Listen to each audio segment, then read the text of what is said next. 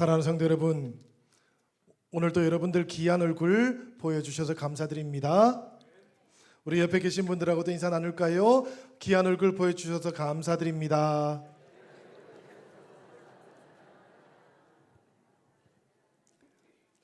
우리가 지난 10일 저녁에 스웨덴 할리먼으로부터 아주 기쁜 소식을 하나 들었지요. 노벨 문화상 수상자로 우리 한강이라고 하는 작가가 선정이 되었습니다. 2000년 12월 달에 노벨 평화상 수상을 했던 이래로 두 번째 노벨상 수상자가 우리 대한민국에서 나오게 된 것이지요. 특히 저는 문학 부분에서 수상자가 나왔다는 것이 대단히 특별한 의미가 있다, 이런 생각을 했습니다. 왜 그런가 하면 제가 독일에서 살고 있을 때에 한국말이 그러니까 과학적이기는 한데, 그런데 배우기가 참 어렵다는 것이지요. 그러다 보니까 국제 이런 이제 시상이나 이런 데서 시상을 잘 받지를 못한다는 겁니다. 언어적인 한계가 있다, 그런 이야기를 참 많이 들었었는데요. 이제 노벨 문학상을 받게 되었으니까 그야말로 뭐 그런 거 있죠. 뭐 K-팝, K-뮤비 뭐 이런 것처럼 K-랭귀지도 아주 유명해지겠다, 그런 생각이 하나 들었어요. 한강이라고 하는 작가뿐만 아니고 한글이라고 하는 우리 언어가 유럽의 벽을 넘어서고 그리고 세계의 벽도 뛰어넘어서 전 세계인들에게 우리 한국 사람들의 느낌, 감정, 이런 것들을 전달해 줄 수 있는 그런 시대가 새롭게 열렸구나. 한마디로 벽을 넘어서는 그런 때가 이제 우리들에게 찾아왔구나, 이런 생각이 들었습니다. 그리고 여러분, 오늘 우리가 읽었던 본문의 말씀들도 가만히 살펴보면 모두가 다 벽을 뛰어넘었던 이야기들이에요. 먼저는 사무엘하 22장에 나오는 말씀인데요.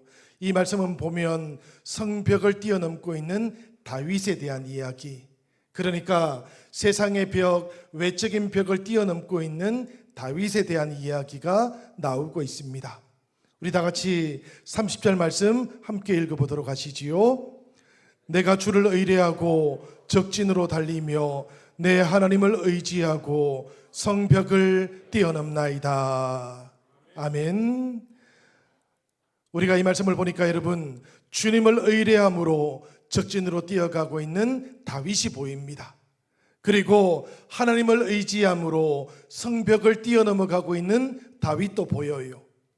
물론 여러분, 이것이 정말로 돌로 만들어진 그 성벽을 뛰어넘고 있는 장면은 아닐 것 같습니다. 그렇지만 그보다도 훨씬 더 뛰어넘어가기 어려웠던 인생의 장벽, 세상의 장벽, 이 모든 것들을 다윗은 하나님을 의뢰하고 의지함으로 뛰어넘어갈 수가 있었던 것이지요. 시편 18편 29절도 보시면 이것과 동일한 말씀이 기록이 되어 있어요. 내가 주를 의뢰하고 적군을 향해 달리며 내 하나님을 의지하고 담을 뛰어넘나이다. 여러분, 다윗은 지금 하나님께서 지켜주고 계셨던 자신의 인생을 돌아보면서 이와 같이 고백을 하고 있는 겁니다. 그런데 여러분, 우리들은 다윗의 후년기뿐만 아니고 다윗의 처음 시절도 잘 알고 있지요. 다윗의 처음은 이렇게 적진을 향해서 뛰어나가고 있던 모습이 아니었습니다. 성벽을 뛰어넘고 있던 모습도 아니었어요. 골리앗을 죽이기는 했지만 도리어 사울의 추격을 받아야만 했습니다. 매 순간순간이 쫓기는 삶의 자리였다는 것을 우리들 모두가 기억하고 있습니다. 그러다 보니까 다윗의 처음 시절 속에는 방패가 중요해요. 그리고 멀리 내다볼 수 있던 망대라는 것이 중요했습니다. 바로 그때를 회상하면서 다윗은 하나님께서 나의 방패가 되어주신다고, 하나님께서 나의 망대도 되어주셨다고 이렇게 고백하고 있는 것이지요. 2절과 3절의 말씀 제가 한번 읽어보겠습니다.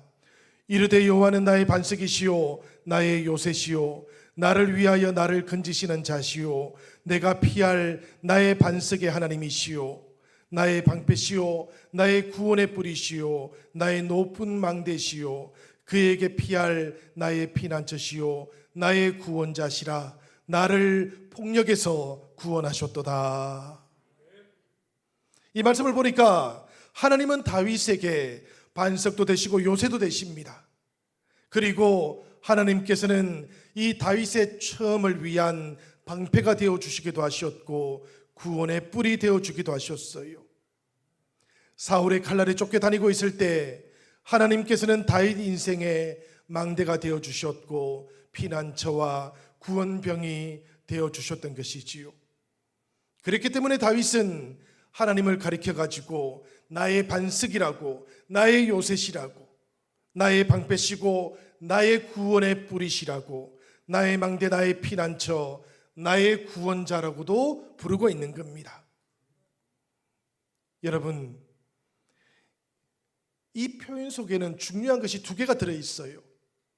하나는 말할 것도 없이 여러 가지 환난 속에서 반석이 되어 주셨고 요새와 방패가 되어 주셨던 하나님이 가장 중요합니다. 그렇지만 또한 중요한 것이 하나 더 있는데요.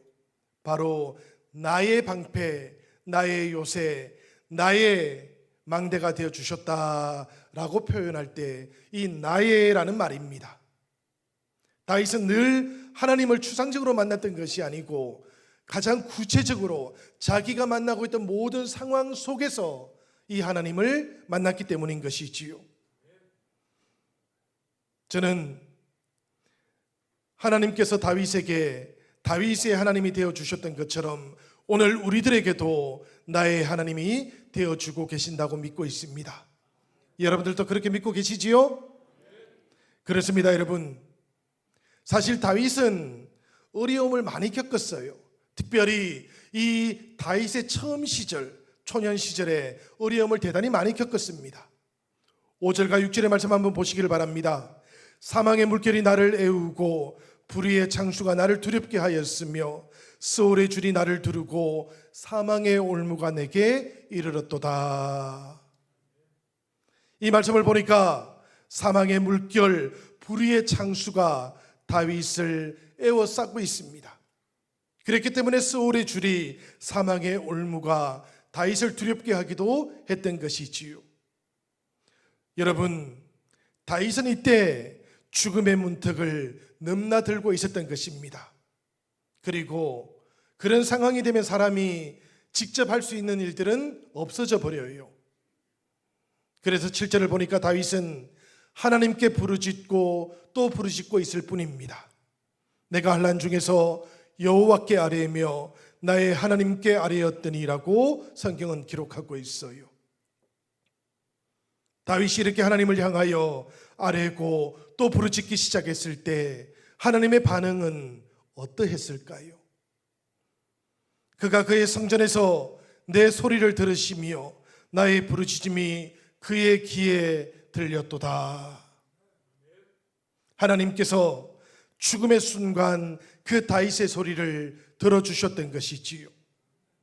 사실 여러분, 죽음을 맞이했던 그 순간순간들 속에서 다윗을 가장 힘들게 만들었던 것은 다윗이 혼자 있다라는 생각 때문이었을 겁니다.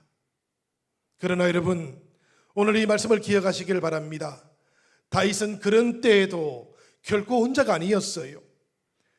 그가 부르짖자 하나님께서 다윗의 소리를 들어주셨고 이 다윗의 부르짖음이 하나님의 귀에 울려 들리기 시작했던 것이지요.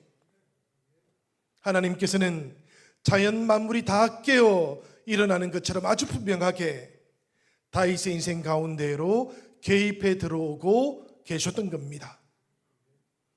사무엘하 22장 8절부터 16절까지의 말씀 여러분들 꼭 가정에 가셔가지고 읽어보시기를 바라요. 땅이 진동하고 하늘의 기초가 요동치는 것처럼 우리들의 인생을 향하여 하나님께서 틈입해 들어오고 계시는 장면을 우리가 읽을 수가 있습니다. 출애굽과 시내산의 기적처럼 하나님께서 임재하고 계시는 것, 천둥과 번개와 우박을 동반하듯이 하나님께서 강림해 주셔서 사망의 바다를 말려주시고 그 기초를, 그 바닥을 드러내 주시는 분이 바로 하나님이시라는 것을 우리들 모두가 깨달을 수 있게 될 겁니다. 바로 이 하나님께서 다윗에게 임하여 주셨고 다윗의 등불이 되어 주셨어요. 등불이 되어 주셨기 때문에 다윗의 모든 어두움들이 사라지고 그의 인생이 밝아지게 되었던 겁니다. 29절입니다. 여호와여, 주는 나의 등불이시니 여호와께서 나의 어둠을 밝히시리이다. 바로 이 여호와의 불, 자신의 어둠을 밝히시는 여호와의 등불을 의지하게 되었던 다윗은 이때로부터 적진을 향해 나아가는 용사가 될 수 있었던 것입니다.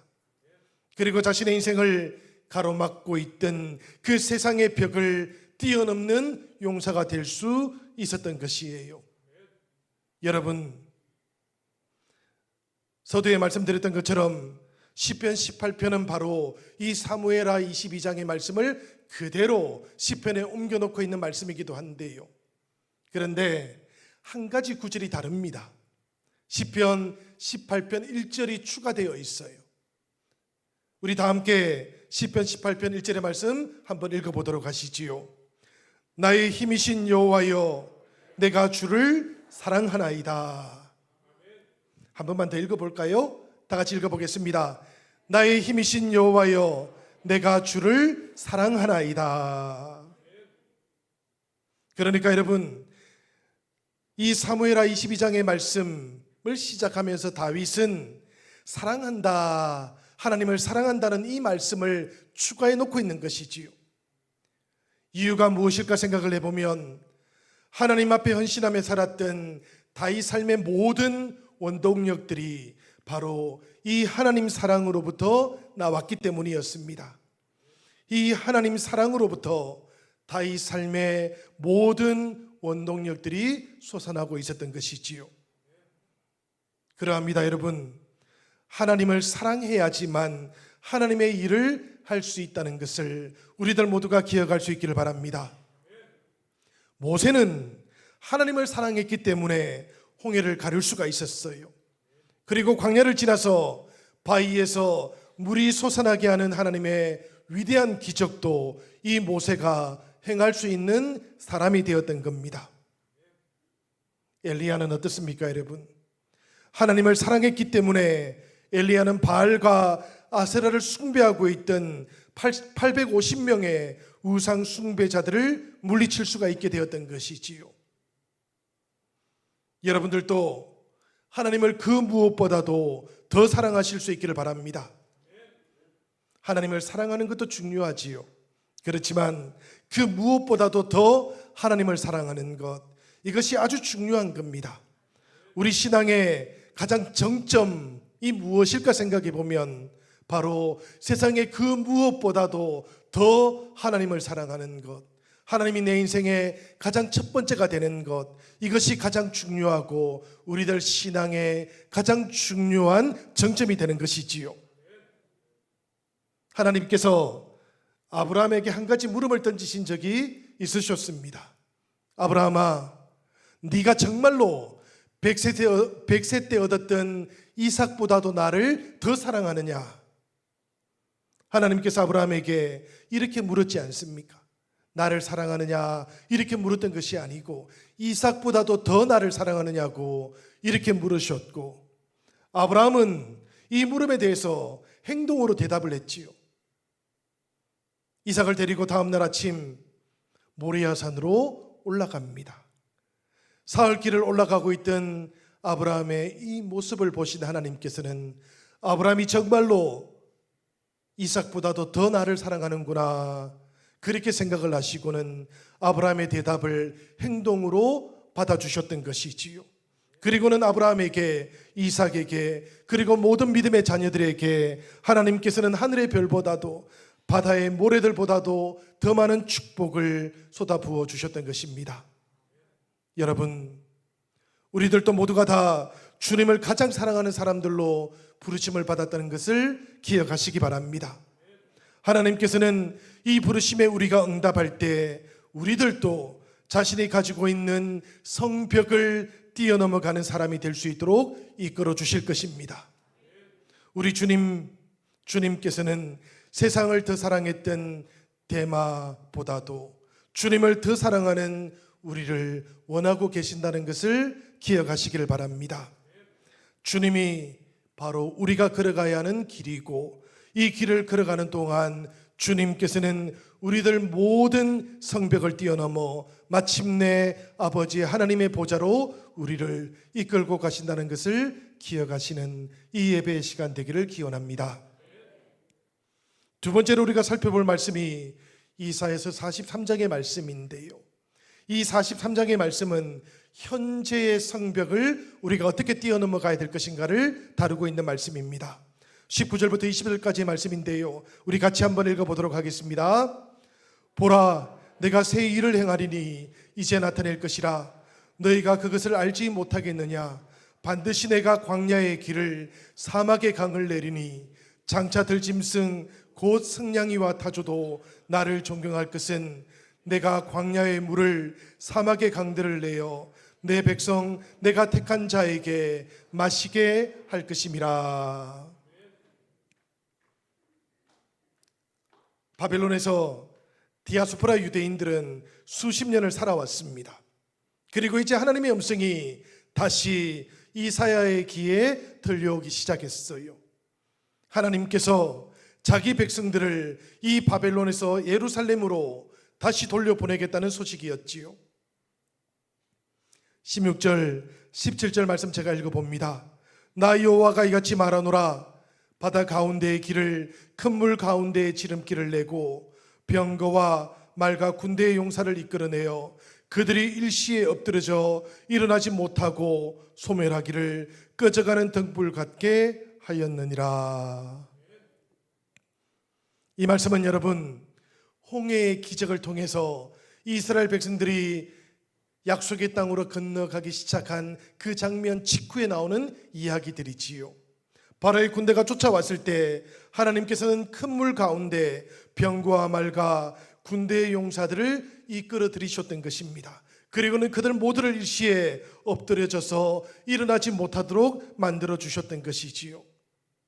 그렇다면 여러분, 바로 이 내용 다음에는 어떤 내용이 이어질 것 같습니까? 이 기적을 잊지 말아라. 이 기적을 잘 생각하고 마음에 새겨라. 이런 말씀이 나올 것 같지 않습니까? 그런데 우리가 오늘 읽어본 말씀을 보면 정반대의 말씀이 나와요. 18절의 말씀입니다. 너희는 이전 일을 기억하지 말며 옛날 일을 생각하지 말라. 이런 말씀 성경에 잘 안 나옵니다, 여러분. 하나님께서 하셨던 놀라운 기적의 사건이었는데 과거를 돌아보면서 그 이전 일을 기억하지도 말고 옛날 일은 생각도 하지 말라고 이렇게 말씀하고 있어요. 이게 도대체 무슨 뜻이겠습니까? 하나님의 은혜를, 하나님의 기적을 잊어버리라는 뜻일까요? 그렇지는 않습니다, 여러분. 그렇지만 하나님께서는 이 대목에서 지금 바벨론의 포로로 잡혀있던 모든 이스라엘 백성들을 향해서 과거의 기적이 아니라 하나님께서 이제부터 이루어 가실 새로운 기적을 바라보라고 그렇게 말씀하고 있는 것이지요. 왜 그런가 하면 그들의 현재가 장벽 안에 사로잡혀 있기 때문에 그렇습니다. 여러분, 사람들은 이런 생각을 했었어요. 우리에게 다시 모세와 같은 사람이 있어야만 우리에게 두 번째 출애굽, 그러니까 출바벨론의 기적이 일어날 수 있을 것이다, 이렇게 생각을 해버렸던 겁니다. 그리고 또 사람들은 이런 생각도 했어요. 바벨론하고 예루살렘 사이에 강이 있어야 우리가 건너가지 않겠느냐. 강도 없는데 어떻게 그런 기적이 또다시 일어날 수 있겠느냐, 그렇게 생각을 했던 것이지요. 그런 사람들을 보시면서 하나님께서는 이전 일은 기억하지도 말고 옛날 일은 생각도 하지 말라고 이렇게 말씀하고 있었던 것입니다. 하나님께서는 과거하고 똑같은 일을 반복하시는 분이 아니시고 그들의 구원을 위해서 새로운 일을 베푸시는 분이시라고 자신을 그렇게 나타내고 계시기 때문인 것이지요. 바벨론하고 예루살렘 사이에 어떠한 강도 없다고 할지라도 하나님께서는 이제 광야에 길을 내시는 분이십니다. 하나님께서는 이제 사막에 강을 내시기도 하시는 분이십니다. 여러분, 하나님의 이 말씀을 기억하면서 19절의 말씀 우리 함께 읽어보도록 하시지요. 보라, 내가 새 일을 행하리니 이제 나타낼 것이라. 너희가 그것을 알지 못하겠느냐? 반드시 내가 광야의 길을 사막의 강을 내리니. 성도 여러분, 우리 하나님 안에서는 모든 일들이 새로워진다는 것을 믿으시기 바랍니다. 우리 하나님 안에서는 모든 것들도 새로워진다는 것을 기억하시기를 바랍니다. 홍해가 갈라지는 일이 없다고 할지라도 광야와 사막의 길이 생깁니다. 그곳에 강이 흐르게 될 것입니다.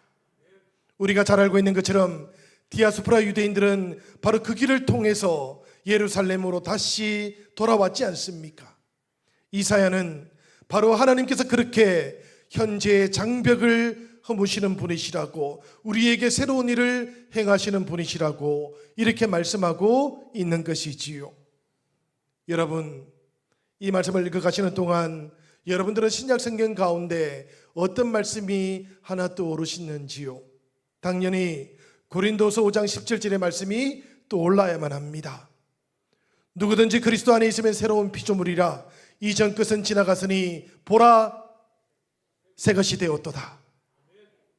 여러분, 하나님의 새로운 일이 이 디아스포라 유대인들에게 임하였던 것처럼 그 완성된 모습이 바로 예수 그리스도를 따라 살아가는 우리들 모두에게 임하고 있다는 것, 이것을 우리들은 이 고린도서 5장 17절의 말씀을 통해서 다시 한번 깨달을 수 있는 것이지요.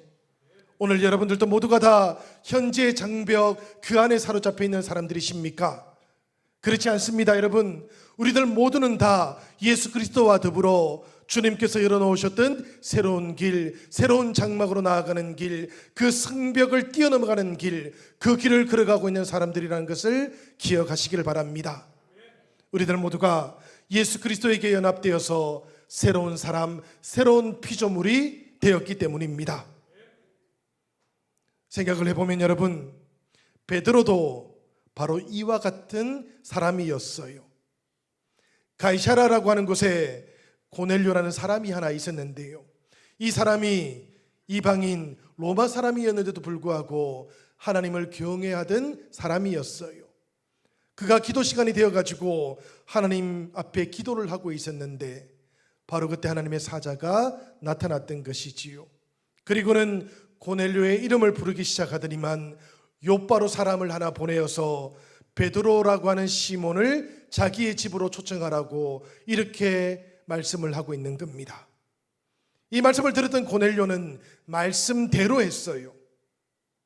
그때 베드로는 어디에 살고 있었던고 하면 시몬이라고 불렸던 무두장이의 집에 머물고 있었습니다. 여러분, 무두장이가 어떤 사람이지요? 가죽을 만들던 사람입니다. 이것까지는 잘 알아요. 그렇지만 무두장이가 가죽을 만들던 사람이니까 가죽만 만지는 사람이라고 착각들도 하시는 것 같습니다. 사실은 여러분, 가죽을 만들기 위해서는 동물의 죽은 사체를 만져야 했어요. 그리고 그곳에 있던 지방들을 다 만져야만 하기도 했습니다. 이 지방들을 다 걷어내어야만 가죽을 만들 수가 있었던 것이지요. 그러다 보니까 유대법으로는 이 무두장이는 사실은 불결한 사람이었습니다. 그렇게 취급을 받고 있었어요. 그런데 베드로가 바로 이 무두장이 시몬의 집에 머물고 있었던 것이지요. 이 장면을 보면 어떤 생각이 드십니까, 여러분? 베드로가 지금 유대교의 율법을 벗어나 있구나, 자유를 누리고 있구나, 이런 생각이 들지 않습니까?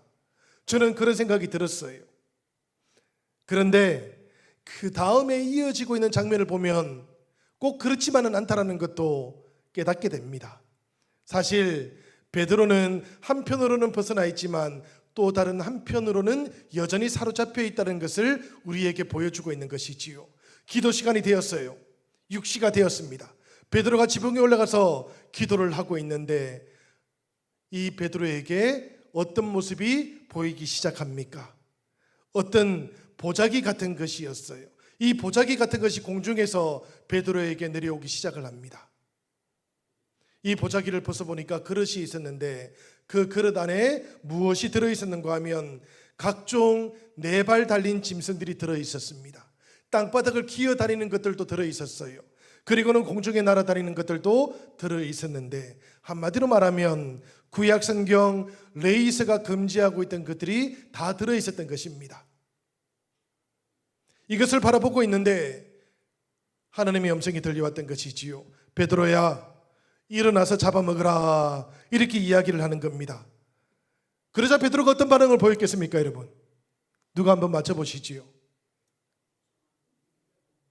맞습니다, 여러분. 저는 이때까지 한 번도 속되고 깨끗하지 않은 것은 먹어본 적이 없습니다. 저는 먹을 수 없습니다. 하나님께서 또 말씀하셔요. 하나님께서 깨끗하게 하신 것을 왜 네가 속되다고 하느냐, 그렇게 말하지 말아라. 그런데도 베드로는 안 먹습니다. 이런 일이 몇 번이나 반복되었을 것 같습니까? 3번이나 반복이 되었다 그래요. 똑같은 이야기를 3번 다 성경에 써놓으면 좀 지루할까요? 사실 저는 3번 다 써놓았으면 좋았겠다 그런 생각도 들어요. 읽으면서는 조금 반복된다 이런 느낌이 있지만 이걸 3번 반복해서 우리가 읽어보다 보면 하나님의 마음이 좀 이해될 것 같거든요. 베드로의 느낌 중요하지 않아요. 하나님의 느낌이 중요합니다. 하나님께서 3번이나 환상으로 보여주셨던 것은 이 일에 하나님의 강력한 의지가 담겨 있다는 표현이거든요. 그런데도 베드로는 속되다고 깨끗하지 않다고 이것을 3번 계속해서 거부를 해버렸던 것이지요. 그렇지만 여러분, 깨끗하다고 속되다고 그렇게 판단을 내릴 수 있는 분은 베드로가 아니고 하나님이십니다. 그렇죠, 여러분? 우리가 어디에 가서 저거는 깨끗하니까 먹어도 되겠지, 저거는 속되니까 먹으면 안 되겠지, 이런 생각을 할 수 있지만 사실 그런 판단을 내리시는 분은 오직 하나님 한 분뿐이신 겁니다. 그런데도 베드로는 하나님의 뜻을 묻지도 않아요. 묻지도 않고 3번이나 거절을 해버립니다. 그리고 바로 그때 누가 찾아옵니까? 고넬료가 보내었던 사람이 이 무두장이 시몬의 집에 막 도착을 하게 되었던 것이지요. 그리고 성령께서 베드로에게 이렇게 말씀을 하십니다. 같이 한번 읽어보시지요. 19절과 20절에 나오는 말씀입니다. 베드로가 그 환상에 대하여 생각할 때에 성령께서 그에게 말씀하시되 두 사람이 너를 찾으니 일어나 내려가 의심하지 말고 함께 가라. 내가 그들을 보내었느니라 하시니. 이 말씀을 보니까 여러분, 베드로는 여전히 지금도 그 환상에 대해서 생각을 하고 있어요. 보자기는 다 올라가 버렸는데 그런데도 그 환상이 도대체 무슨 뜻일까 생각을 하고 있었던 것이지요. 그렇게 생각을 하고 있을 그때에 성령께서 베드로에게 이렇게 말씀을 했던 겁니다. 두 사람이 너를 찾아올 것이다. 그러니까 이 기도하는 자리에서 일어나거라. 그리고 함께 가거라. 이렇게 말씀을 했던 것이지요. 성령의 음성을 들었던 베드로, 이제 비로소 환상의 의미를 아주 조금 깨닫게 되었던 것 같습니다. 하룻밤을 머물고 그 이튿날 고넬료의 집으로 떠나게 되었는데요. 사실 여러분, 베드로하고 고넬료가 만나는 것도 이게 그냥 우연은 아니지 않습니까? 그냥 우연이었다면 이 두 사람이 만날 수 있는 확률은 정말 제로에 가까웠을 거예요. 그런데 지금 성령께서 이 두 사람을 만나게 해주셨던 것이지요. 베드로가 가이사라에게 도착해 보니까 고넬료가 사람들하고 함께 베드로를 기다리고 있었던 겁니다. 그리고는 도착한 베드로에게 절을 합니다. 그러자 베드로는 자신에게 절하는 것이 합당하지 않습니다. 이게 무슨 말일까요? 나도 사람입니다 라는 뜻이에요. 그렇게 말을 하고는 자신을 불렀던 이유에 대해서 묻기 시작했는데요. 고넬료가 이렇게 대답을 합니다. 나흘 전 이맘때쯤에 저도 기도를 하고 있었습니다. 그런데 갑자기 빛난 옷을 입은 한 사람이 나타나가지고는 바로 당신이 있는 곳을 알려주셨어요. 그리고는 사람을 보내어서 당신을 우리 집으로 초대하라고 그렇게 말씀을 해주셨습니다. 우리들도 당신처럼 하나님을 믿는 사람이에요. 그렇지만 하나님을 믿는 것에 대해서 조금 더 자세하게, 조금 더 구체적으로도 알고 싶습니다. 이렇게 이야기를 했던 것이지요. 이 말을 듣고서야 베드로는 비로소 환상의 의미가 무엇이었던지를 확인하게 깨닫게 된 겁니다. 사도행전 10장 34절과 35절의 말씀인데요. 우리 같이 읽습니다. 베드로가 입을 열어 말하되 내가 참으로 하나님은 사람의 외모를 보지 아니하시고 각 나라 중 하나님을 경외하며 의를 행하는 사람은 다 받으시는 줄 깨달았도다. 그렇습니다, 여러분. 하나님은 사람의 외모를 보지 않으십니다. 하나님께서는 저처럼 까무잡잡한 사람도 받아주셔요. 여러분들처럼 하얀 사람들도 받아주십니다.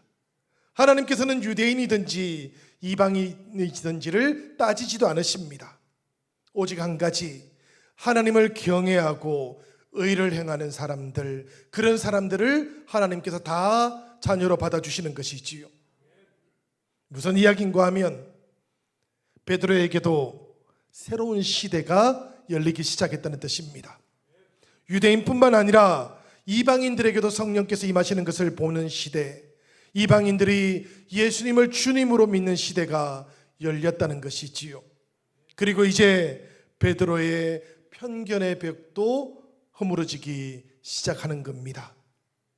여러분, 같은 것을 보고 있다고 할지라도 바라보는 관점이 달라지면 사람들이 가지게 되는 의미들은 다 달라지게 되어 있어요. 이곳에 있는 모든 사람들이 다 그렇습니다. 특별히 여러분, 신앙이라고 하는 것, 이것은 우리들 가운데에 관점이 아주 달라지게 만들 수 있는 겁니다. 특별히 확고한 벽이 생기게도 만들 수 있는 것이에요. 베드로를 다시 한번 생각해 보십시오. 이 베드로는 유대 세계관을 가지고 있던 사람이었습니다.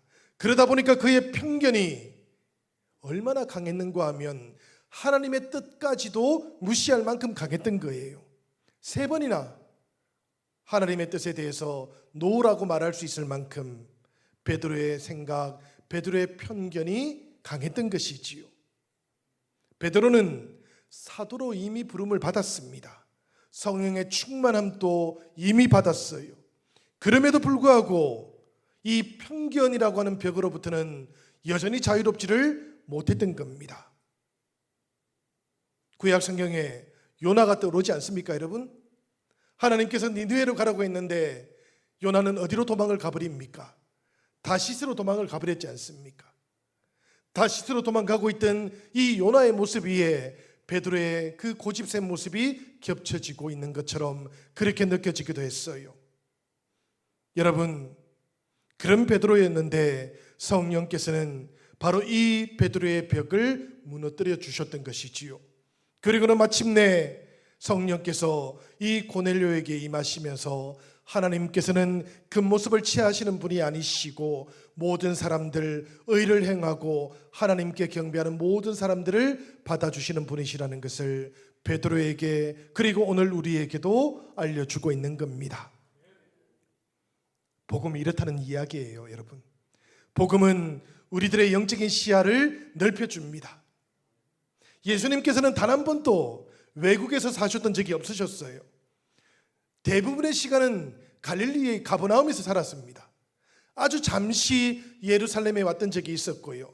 오고 가는 길에 사마리아를 거쳐갔던 적이 있으셨지요. 그런데 이 예수님께서 우리에게 남겨놓으셨던 비전은 얼마나 위대합니까? 모든 민족을 제자로 삼으라고 이렇게 말씀하고 있지 않습니까? 예수님께서 모든 민족들 가운데 사셨기 때문이 아니에요. 예수님께서 복음이시기 때문에 그런 겁니다. 예수님께서 복음이시기 때문에 이 복음이 온 세상을 온전히 품을 수 있다고 그렇게 말씀하고 있는 것이지요. 그리고는 바로 그곳으로 그 땅 끝까지 우리가 가라고 그렇게 말씀하고 있는 겁니다. 그렇기 때문에 여러분, 우리들도 오늘 잃어버린 영혼들을 향해서 나아가야만 하는 것이지요. 교회가 요새가 아니라는 겁니다. 교회가 철옹성도 아니라는 겁니다. 성도들은 교회 안에 갇혀 있어서는 아니 된다는 말씀이에요. 주님께서는 세상 속으로 나아가고 복음이 필요한 곳들이 있다면 바로 그곳의 경계를 무너뜨리라고, 뛰어넘으라고 우리에게도 그렇게 말씀하고 있는 겁니다. 그러니 여러분, 오늘 우리들에게도 신앙의 변화, 안목의 변화, 관점의 변화가 온전하게 나타날 수 있기를 바랍니다. 우리 주님께서는 절망을 절망케 하신 분이십니다. 우리 주님께서는 패배를 패배시키신 분이십니다. 하늘의 영광을 내려놓으시고 가장 낮은 땅으로 찾아오신 예수님, 그분은 바로 우리들을 위한 최초의 전도자가 되어주셨습니다. 우리 주님의 전도를 받고 주님의 자녀가 된 우리들도 이제는 이 복음이 필요한 곳, 그곳을 바라보면서 그 땅의 사람들을 향해서 나아가야 하는 시간을 맞이하고 있는 것이지요. 사랑하는 영신 가족 여러분, 이제는 우리들이 가지고 있는 각자의 벽을 뛰어넘어 보십시다. 세상의 벽을 뛰어넘으시고요, 현재의 벽도 뛰어넘으시고 우리들 마음이 가지고 있는 그 편견의 벽도 뛰어넘어서 복음이 필요하는 그 모든 곳들로 나아가시고 바로 그곳에서 우리 주님의 복음, 은혜의 복음을 온전하게 전하며 살아가는 영신의 모든 가족들이 되시기를 우리 주님의 이름으로 간절히 축원드립니다.